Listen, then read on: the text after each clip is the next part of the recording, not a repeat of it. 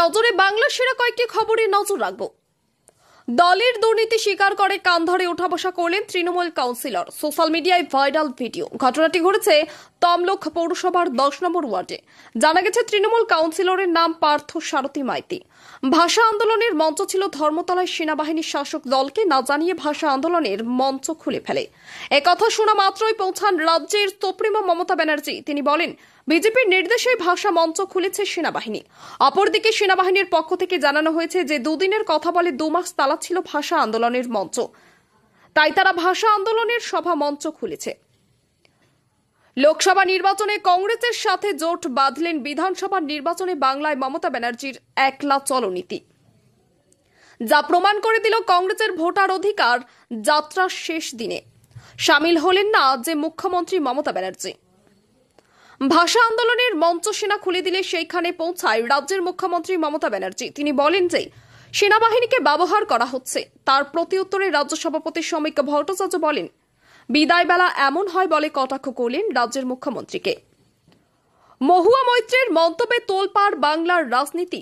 মহুয়া সম্প্রদায়কে নিয়ে ইঙ্গিত করে বলেছিলেন যে সারা বছর তৃণমূল ভোটের সময় সনাতনী। তিনি আরো বলেন যে মতুয়া সম্প্রদায়ের বুথে বেশিরভাগ ভোট যায় বিজেপিতে।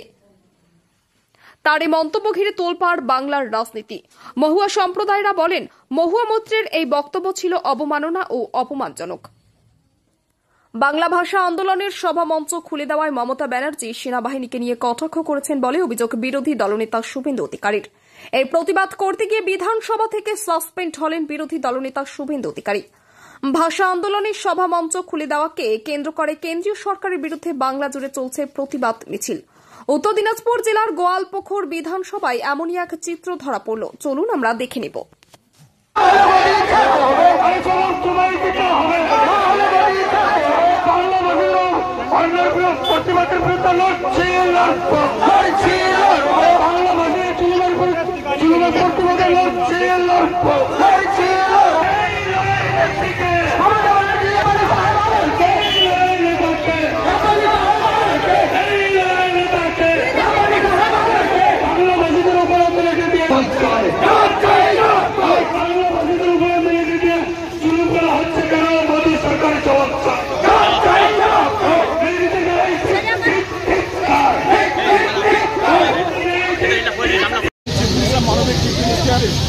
যে ভাষা আন্দোলন নিয়ে আমাদের লড়াই করছে বাংলা ভাষা নিয়ে, এই বাংলা ভাষায় নিয়ে আমাদের কলকাতায় মঞ্চ বাঁধা হয়েছিল।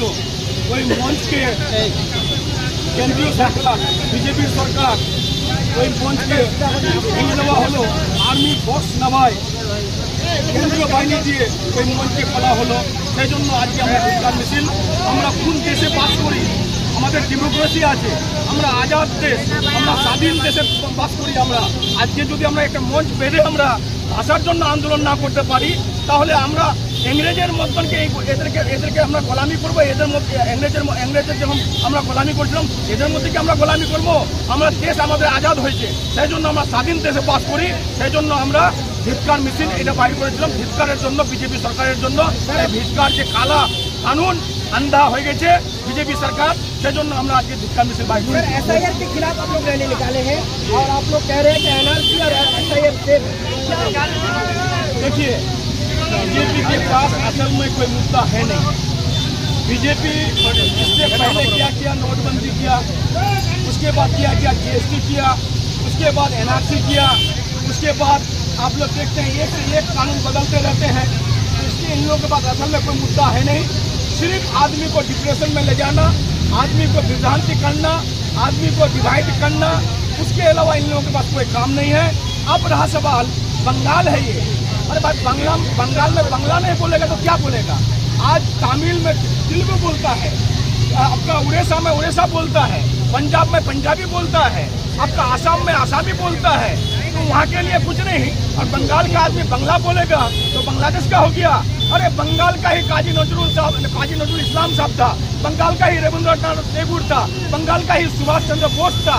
बंगाल ही से आजाद हुआ था हिंदुस्तान। आज बंगाल को यहाँ से आप पीछे हटा रहे हैं, बांग्लादेश बोल करके रैली निकाले। आज उसी के लिए हम लोग धिक्कार मिছিল निकाले हैं कि ये जो मनमानी सरकार है दिल्ली का, इसके खिलाफ में हम लोग धिक्कार मिছিল निकाले हैं। भाषा आंदोलन के लिए भाषा को जो हमारा गलत ठहरा है और हम लोगों को जो बांग्लादेशी बोल रहा है इसी के लिए देखा जाए सेंट्रल कोर्ट की तरफ से मुख्यमंत्री का मंच खोल दिया गया है। वही तो बोले आज उसी के लिए हम लोग धिक्कार मीटिंग निकाले। आप बताइए यहाँ पर बंगाल में कौन पार्टी नहीं मीटिंग करता है मंच बांध करके? हमारे बंगाल पुलिस को जाके के नहीं खोल रहा है, बंगाल पुलिस जाके के मंच का पास नहीं खोल रहा है। लेकिन बीजेपी सरकार जब सकता है नहीं, देखता है कि 26 में हम लोग यहाँ से रसगुल्ला लेके जाएंगे, यहाँ से बोल रसगुल्ला लेके जाएंगे, उन लोगों का दिमाग खराब हो गया बीजेपी का। इसलिए देखता है कि किस तरह से हैकल किया जाए ममता बनर्जी को, किस तरह से परेशानी में डाला जाए, इसलिए उसका मंच वहाँ पर खोला गया। उसी के लिए आज हम लोग धिक्कार मिशन এটা তো বিজেপি সরকারের নির্দেশে হয়েছে। কেন্দ্রীয় বাহিনী কার হাতে আছে? সেন্ট্রালের হাতে আছে, বিএসএফ কার হাতে আছে, আর্মি কার হাতে আছে, সব তো সেন্ট্রাল গভর্নমেন্টের হাতে আছে। ওদের নির্দেশে না হলে কার নির্দেশে হবে?